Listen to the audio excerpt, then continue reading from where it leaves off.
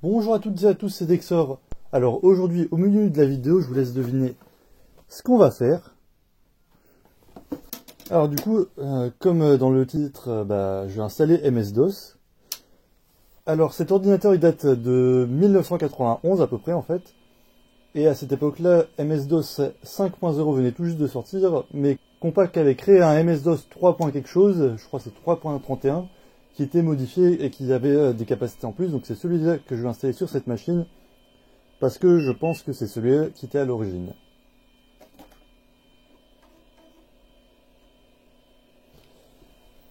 Alors du coup, on va déjà faire F-Disk.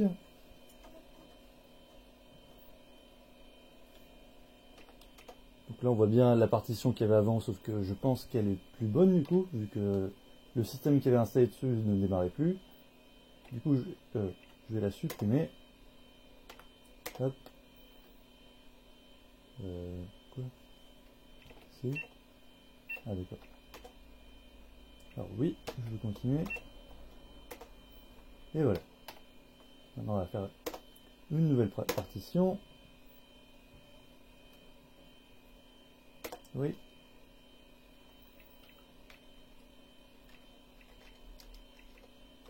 Je sais pas ce qu'il fait. Ah d'accord.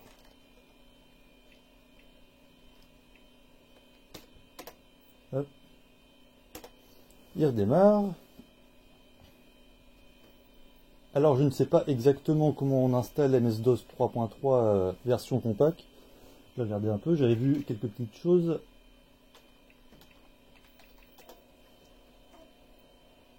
Peut-être HD format. Parce que de base dans MS-DOS c'est format, mais là c'est HD format du coup, je sais pas pourquoi. Là ça efface le disque, ok. C'est parti. Hein. Effectivement la DEL du disque dur elle clignote. Peut-être que même vous l'entendez. Bon du coup c'est terminé. Alors je sais pas ce qu'il a fait sur C, mais je pense que il a juste créé la partition. Effectivement, il n'a pas copié le système. Alors du coup,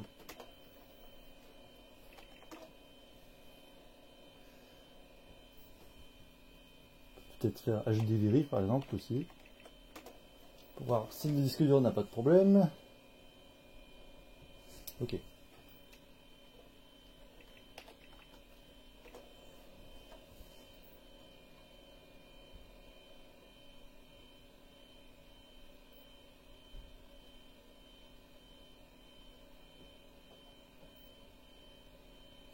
Bon, ça va être un petit peu de temps, ça aussi je vais vous le couper au montage.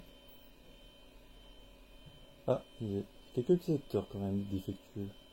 Voilà, c'est terminé. Bon, comme vous pouvez voir sur la fin du disque, il y a quelques problèmes, mais bon, c'est pas trop grave de toute façon. C'est pas comme si j'avais stocké des choses importantes sur ce disque dur, et puis au pire, j'ai d'autres solutions, comme par exemple ça. Enfin bon, on verra peut-être dans une autre vidéo éventuellement. Comment installer un disque dur plus gros que ce qui est supporté par le BIOS sur cet ordinateur. Alors du coup maintenant, il reste quoi que je pourrais faire? C'est des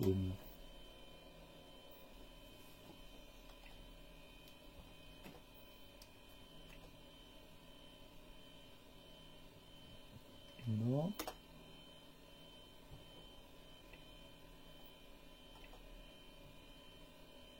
Ah c'est ça qui va installer du coup.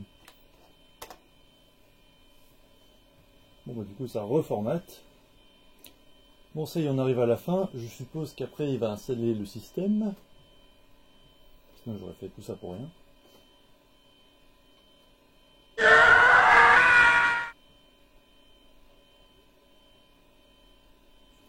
Bon, il a fini après m'avoir trollé.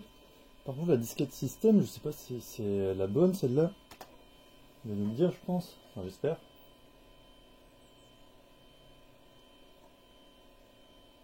Je pense que oui c'est la bonne.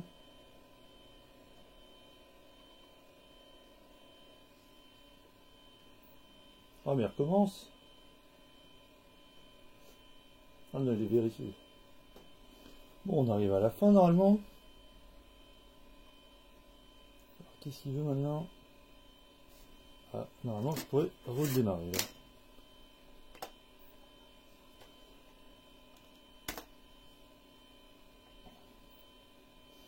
Donc j'ai bien enlevé la disquette. Hein, enfin.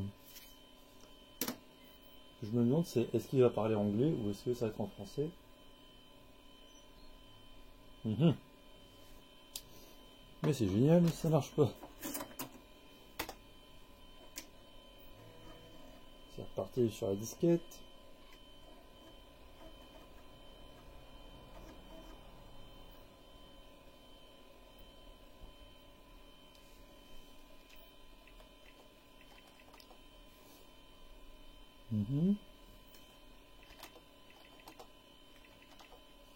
Visiblement, c'est là qu'il a mis MS-DOS, mais visiblement, il marche pas.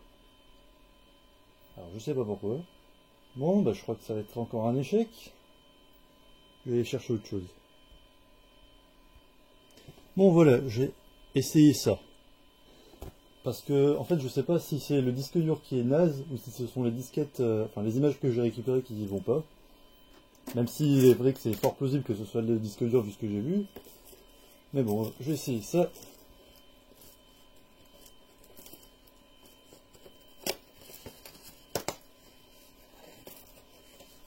Petit unboxing de MS-DOS 5 directement. Allez, je vais vous montrer. Il n'y a rien d'intéressant vraiment dedans, hein, mais... Hop. Ça, c'est juste un manuel. Là-dedans, il y a les disquettes.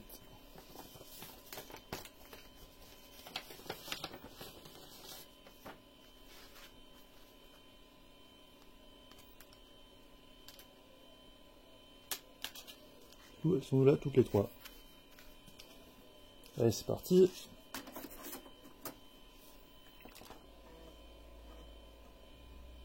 N'importe quoi. Mais c'est à cause du partitionnement de compact.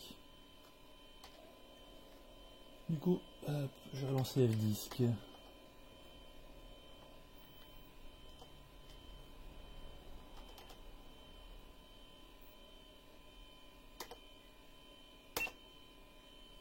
Ah merde. Oh. C'est vraiment, on a ces interfaces à la con.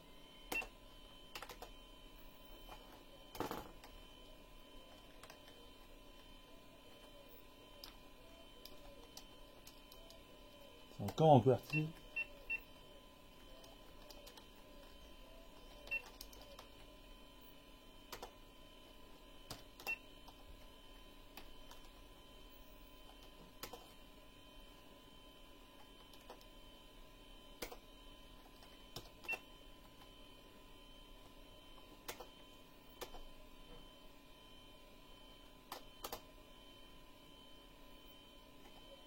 J'aurais peut-être pas dû mettre le maximum vu qu'il y a des problèmes à la fin, mais bon, tant pis.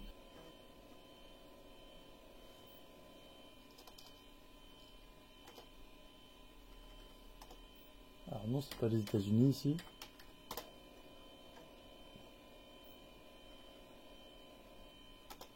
C'est pas un clavier américain non plus.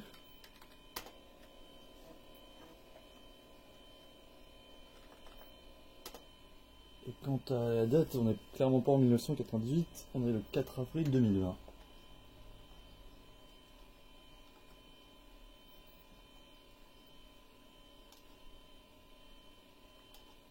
Hop, il est 16h52. C'est bon. Voilà, le shell de démarrage là.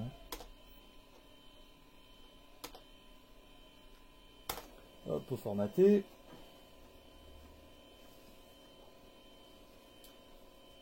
Pour ceux qui ont connu Windows XP, j'imagine que cette interface, ça leur dit quelque chose. C'est-à-dire quand même qu'ils n'ont pas changé d'interface pendant plus de 10 ans, Microsoft. Bon, on arrive à la fin maintenant. On va enfin pouvoir installer. Évidemment, ça pose toujours problème.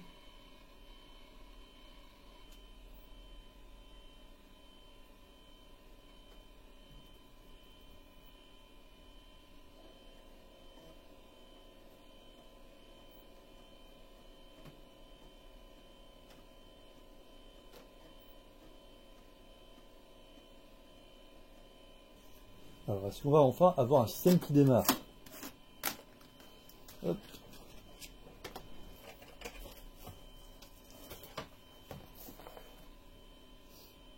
Ah bah enfin, effectivement, ça démarre. Est-ce qu'il y a scan disque dessus? Je crois pas, non. Edit, normalement, il a été mis, normalement. Ouais, il y a ce nouvel éditeur. Parce que jusqu'à MS-DOS 4, il y avait un autre éditeur qui s'appelait Edlin, qui ressemble... Ah bah non, il est même plus là, bon. Parce que sinon, ouais, bah, c'était juste un peu comme Vim, mais le Vim du pauvre, on va dire. Et moi, j'aime pas trop ce genre d'éditeur, donc bon. Chacun ses goûts. Alors du coup, même il dit que ouais, il reste 520 kilooctets de RAM, ça c'est normal. Et MS-DOS 5, du coup, c'est le premier MS-DOS normalement à vraiment supporter d'office tout ce qu'un 386 peut faire normalement. Et oui, vous voyez que par exemple, il y a un programme qui s'appelle imem.6, et en fait, c'est vraiment le programme dédié pour les 386, un peu pour les 286 aussi, mais surtout les 386. Bon, bah maintenant que ça c'est fait, bah, j'ai essayé d'installer quelques petites choses, notamment ceci. Bon, après, je pense pas que je vais les laisser dans cet ordinateur-là, mais c'est au moins pour faire quelques petits tests intéressants avec les jeux pour vous montrer de quoi est capable cet ordinateur. Donc à tout de suite. Allez, pareil, petit unboxing improvisé de la Sound Blaster quand même, parce que bah, c'est une Sound Blaster 2.0 et on n'en voit pas souvent en boîte. Alors du coup, ouais, hop.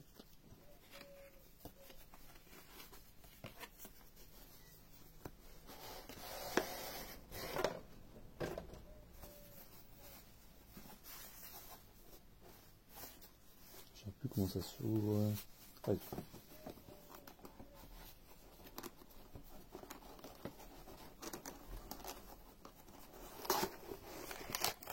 Ça se présente comme ceci. Évidemment, elle est dans son sachet antistatique. Vous voyez bah, la jolie petite carte. Et puis en dessous, on a le manuel et les disquettes. Voilà, elle est installée. J'ai mis une petite radio comme ça pour avoir du son. Évidemment, d'abord, on va falloir installer les logiciels de Creative aussi.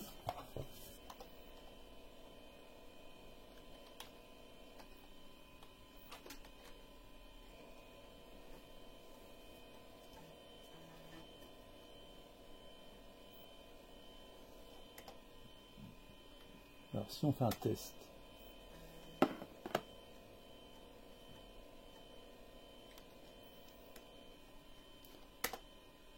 Hop, c'est bien ça, c'est bien ça, et ça aussi.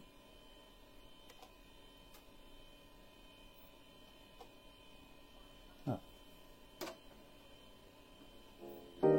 ah c'est mieux.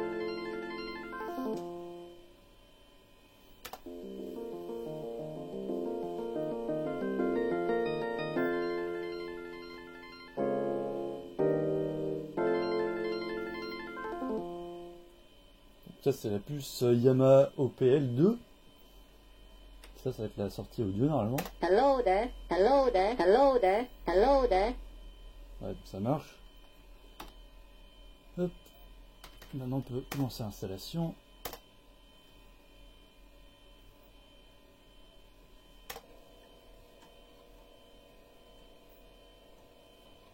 Bon, après aussi, il y a plein d'utilisateurs qui ne servent pas à grand chose, mais il y a quand même quelques pilotes MS-DOS qui peuvent parfois servir.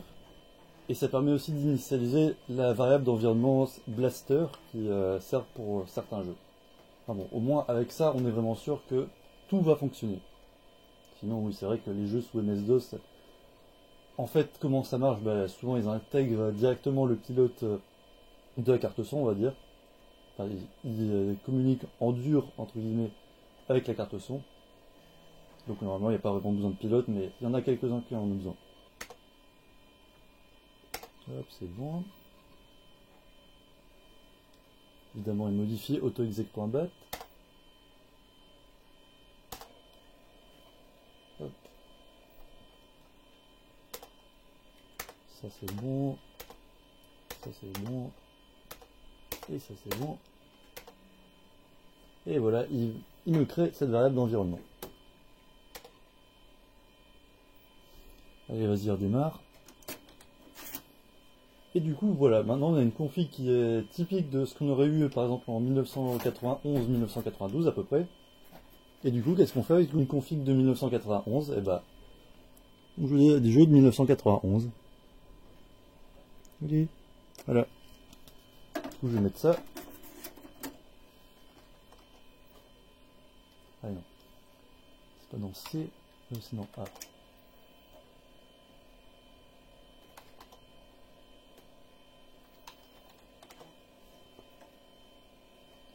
Alors du coup, bah, on est en VGA.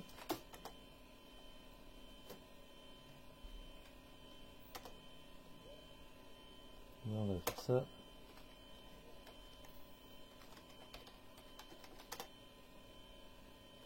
Oui.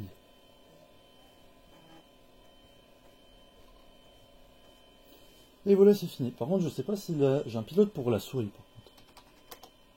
Non, j'ai pas de pilote pour la souris. Alors du coup, hop. Allez, on va mettre 2. En espérant que ça mette pas à genoux cet ordi, mais je pense pas. Ah, par contre, l'écran est mal réglé, attendez. Voilà, c'est mieux. Hop.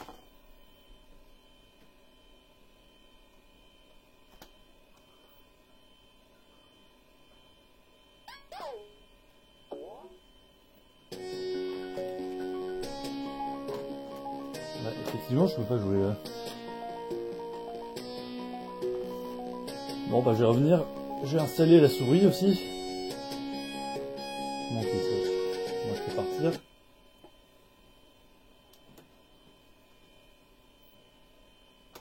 Hop. Peut-être avec F4, je peux changer. Ouais, 3. Voilà, je peux jouer au clavier moi.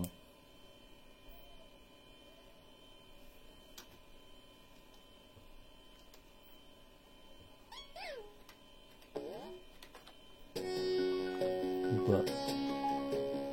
C'est quoi ces contrôles? Comment j'ai fait ça moi?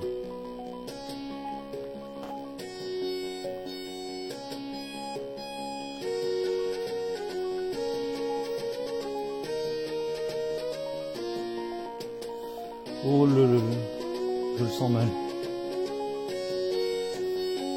Alors, pour monter le curseur, c'est A. Pour descendre, c'est Q. Et pour aller de gauche à droite, c'est O et c'est P. C'est un peu merdique.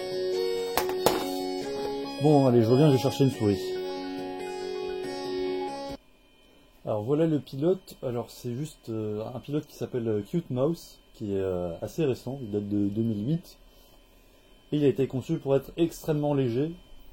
Hop, du coup, c'est bon.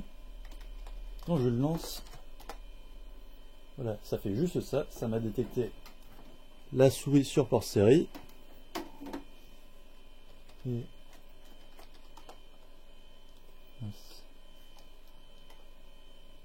du coup, on peut voir ici qu'il prend seulement 3 kilooctets de RAM, alors que Microsoft, ils avaient fait un pilote de souris à l'époque.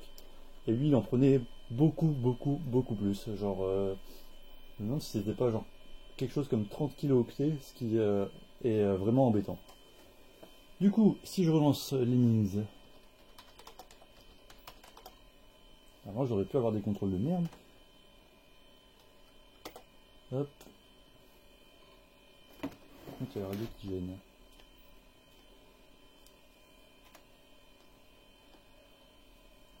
Un.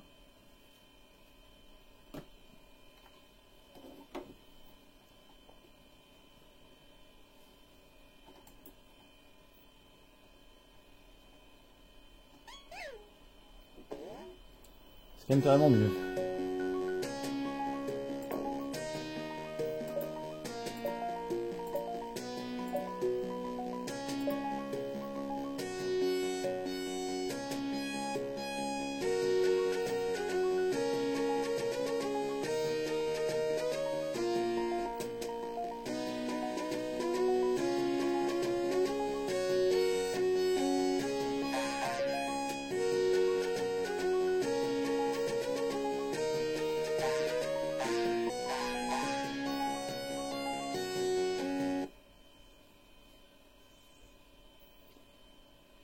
Bon, du coup, j'imagine que la plupart d'entre vous connaissent le jeu Lemmings. Et bon, bah, c'est un classique, on va dire. Et bon, bah, c'est un jeu très sympa pour ce genre de machine. Ensuite, un autre jeu que je trouve sympathique, c'est celui-ci. En fait, celui-ci, il est fait par Maxis. Et si vous voulez, c'est un petit peu plus ou moins l'ancêtre spirituel de Spore. Enfin, pas tout à fait, mais ça me fait penser à ça, en tout cas. Du coup, bah, pareil, je vais l'installer.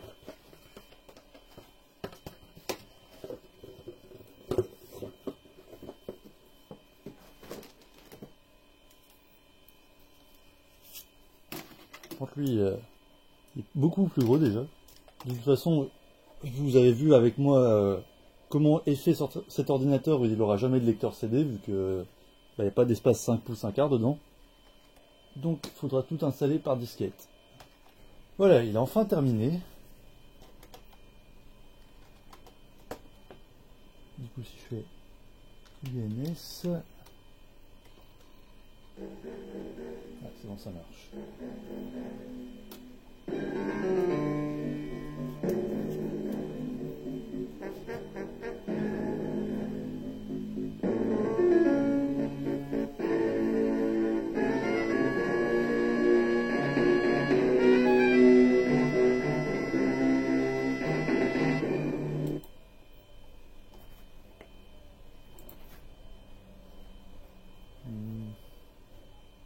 Ah, et ça c'est pour jouer en manière libre, je pense, et ça c'est le scénario du coup. Allez hop.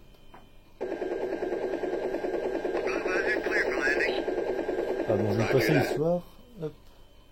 Vous découvrirez vous-même si vous voulez jouer au jeu. Alors du coup, en fait, dans ce jeu, on contrôle un scientifique qui doit générer une armée de petites bestioles qui sont ici. Alors on peut zoomer. Hop, évidemment, il faut mettre du temps qui bouge. Il y a des petites animations, c'est pour ça que le jeu pèse aussi lourd.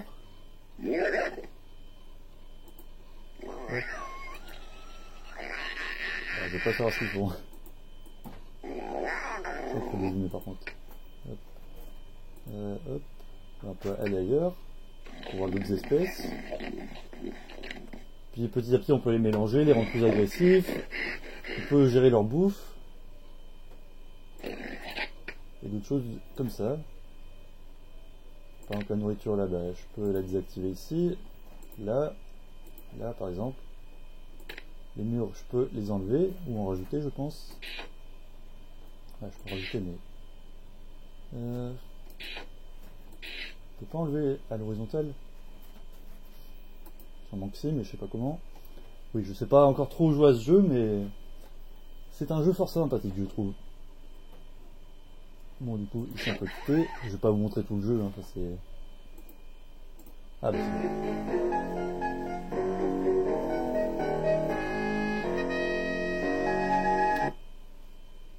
Voilà, c'est un jeu qui est parfait pour un 386 SX, lui aussi. Allez, un dernier jeu pour la route. Celui-ci. En fait, c'est Wolfenstein 3D. Allez, du coup, c'est parti pour Wolfenstein 3D.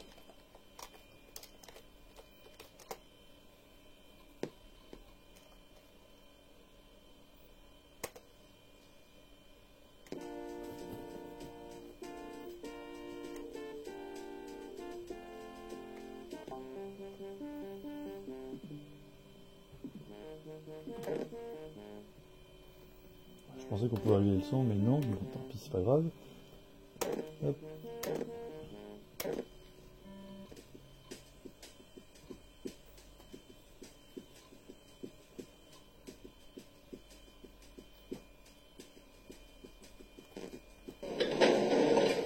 On peut pas y jouer en plein écran, je pense, enfin ça va être possible, mais ça va être moins bien, mais ça fonctionne bien quand même.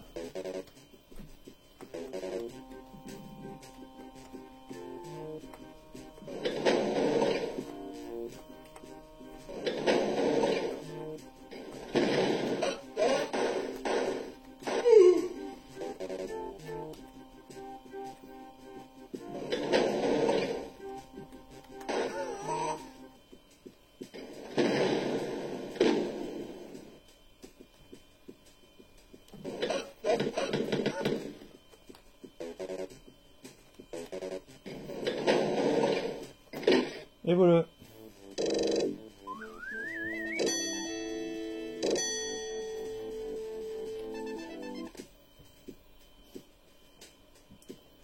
Bon allez, ça suffit pour aujourd'hui.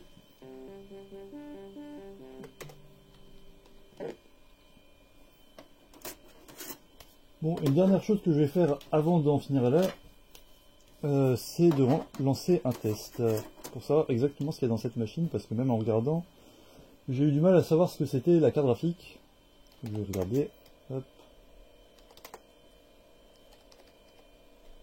Alors ce programme, comme vous pouvez le voir, il s'appelle NSSI, c'est un programme de diagnostic très pratique et il permet même de copier le BIOS, ce que je vais faire aussi pour voir un peu ce qu'il y a dedans et éventuellement peut-être voir si on peut pas changer la taille des disques durs dedans, ça serait pratique.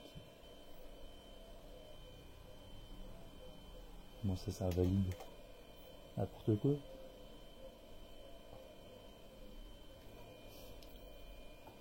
Alors là il me dit que c'est un AMD, bon c'est un Intel, bon c'est pas grave, de toute façon ils étaient identiques. MS-DOS 5, on est d'accord. Vidéo, ah bah c'est un truc compact du coup. Et si j'ai bien regardé sur la carte mère, je pense que du coup il y a 1 méga de mémoire vidéo. Parce qu'il y avait 4 puces et en général les puces qu'on voit c'est des puces de 256 kilooctets chacune, donc au total ça fait 1 méga. Du coup ouais, 6 mégas de RAM, disque dur et tout, bon c'est bon.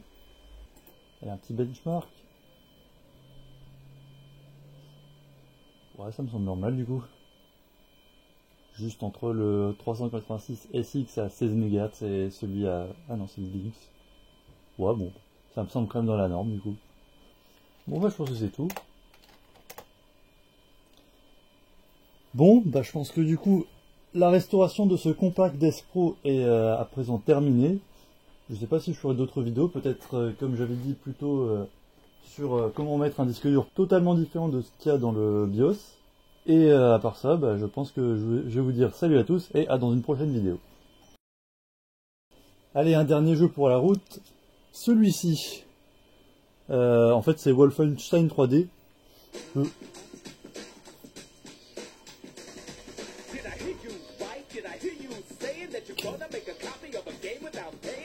Oh ta gueule!